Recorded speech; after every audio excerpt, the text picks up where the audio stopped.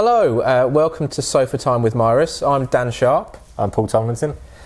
We're going to do some videos around different subjects that we see in the IT world, whether that's cyber incidents or about choosing an IT company, MSP, or just general tech things that we see in the news to help translate, I guess, some of the more technical things we see into real-world, understandable talk. Yeah, try and take away the sort of technical jargon that we use in the industry and just make it plain English.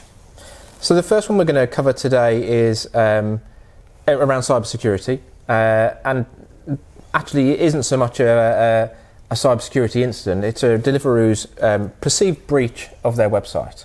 Ash, do you want to tell us a little bit more about it? Yeah, so what we saw with this one was Deliveroo had a number of people contact them to say that they'd run up charges which were too high on their account. And then what they realised is that somebody else had gained access to that person's account. So obviously Deliveroo really worried, thinking that they've got some sort of breach within their systems, and it transpires that the problem wasn't at Deliveroo. And actually the problem was related to the fact that people reused the same passwords for the Deliveroo account that they used for other accounts. And somehow the accounts had become compromised elsewhere, and those same credentials were then reused for the Deliveroo site to actually make those different orders. I guess the difficulty is you don't know where that data's been lost from in the first place. No, I think that is the problem.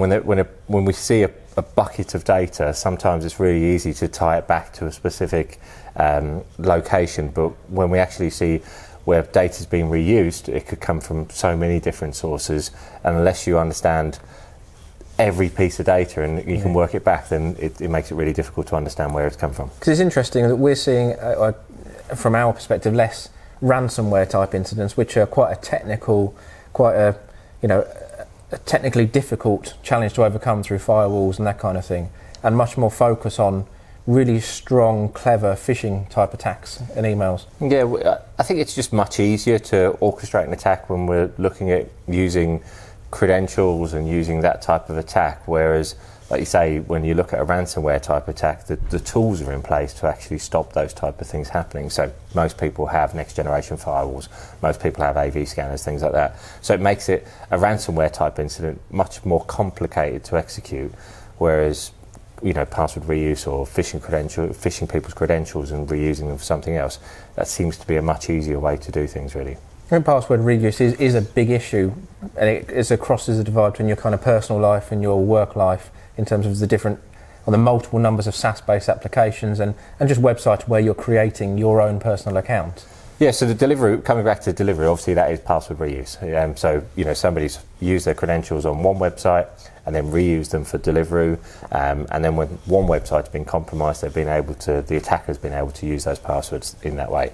What we see though is that, like you say, the crossover between work and personal life, we're enforcing such complicated password policies and regular changes of passwords that it makes it very difficult for people to remember unique passwords for every system. And like you said, people get lazy. Yeah, people get lazy, and there's so many systems as well. So what we tend to find is that people use a base password and they modify the base password, or they use a password they use every month, and when they're forced to change it, they just change it to the correct month. There's lots of different techniques that people do to get around the fact of just using unique passwords, because using unique passwords can be seen as quite complicated and difficult to do.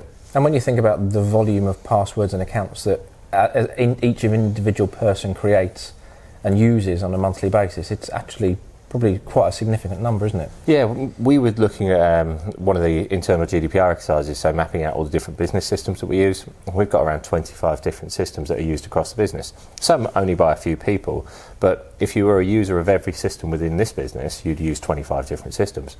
We've tried to integrate as many as possible to use the same credentials through single sign-on and multi-factor authentication, but there's also other systems that people need to remember unique passwords for, and that's where password management tools come in. Yeah. So and they work really well for both in work life but also in personal life.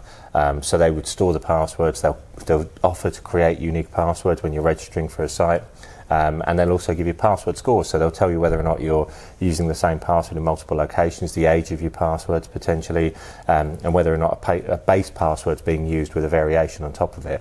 So it just tries to encourage unique passwords and makes it simple to do that. That's a reminder of good behaviour in some respects as well, isn't it? Yeah, absolutely. I think the password score element really helps to kind of get it home that, you know, you're not in a healthy position if you're using the same password for multiple sites. That's what we've already touched on, is about multifactor authentication. I guess we should probably explain what that is for people that are not aware of that technical IT term. Yeah, so obviously we've got usernames, passwords, and then we've got another factor of authentication.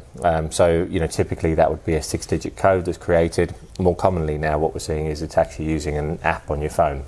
So you log in with your username, log in with your password, and then it prompts you for a code. And the codes change every 60 seconds normally, and that code then is that extra barrier before you actually get into the system. There are other ways of doing multi-factor authentication, you know, things like fingerprints.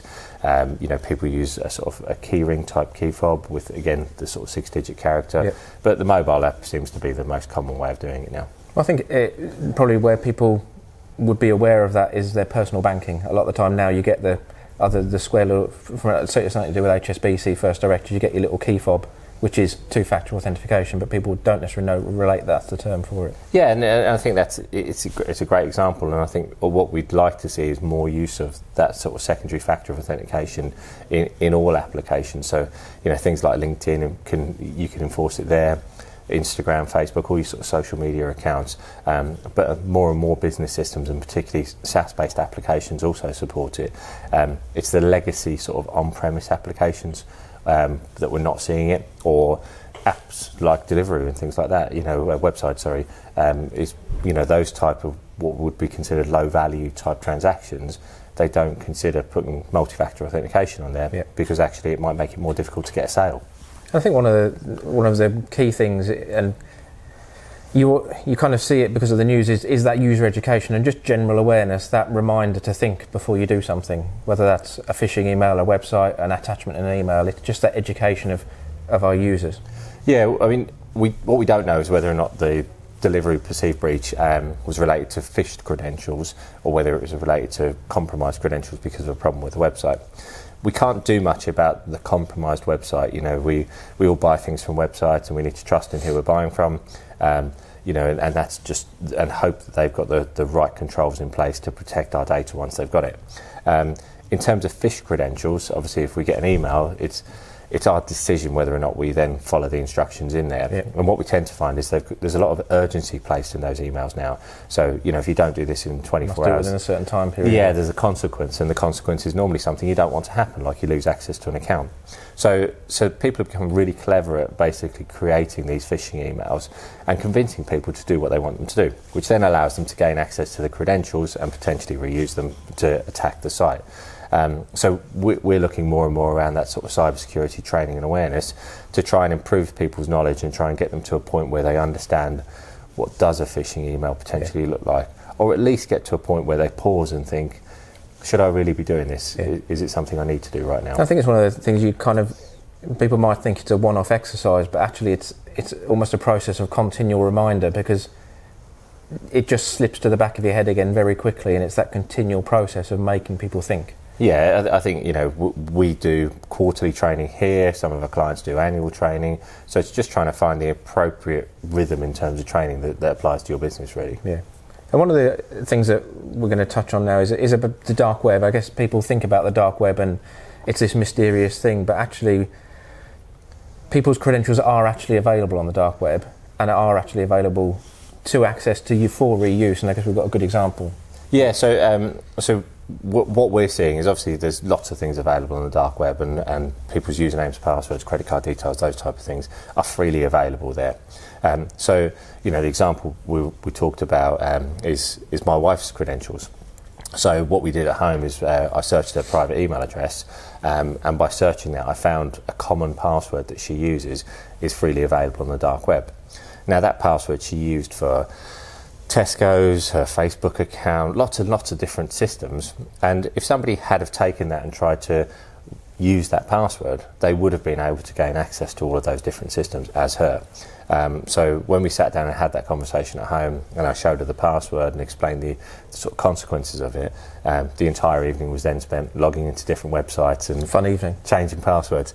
Yeah, it was a fun evening, and obviously it was completely my fault that she'd used the password multiple times. Yeah, so but we're actively monitoring more and more customers' domain names now to look for this type of thing. You know, some people we include their, you know, the high-profile individuals will include their personal email address as well as their work email address.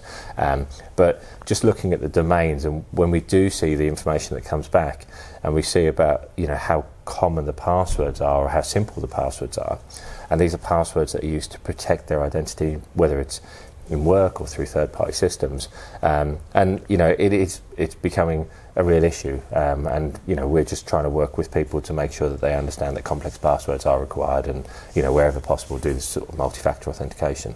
I think that's the thing where it's the dark web scanning isn't necessarily to blame somebody for their credentials being lost. It's almost that re-education that something's happened. Think about it, because it's not a kind of.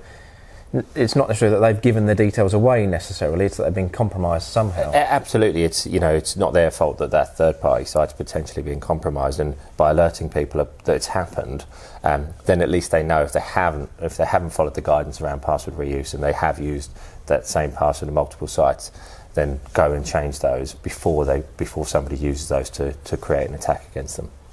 So that's the end of our video today. We're going to do some more videos on various subjects, as we said earlier. We hope you found it useful, and we'll see you next time. Thanks a lot. Thanks, everyone.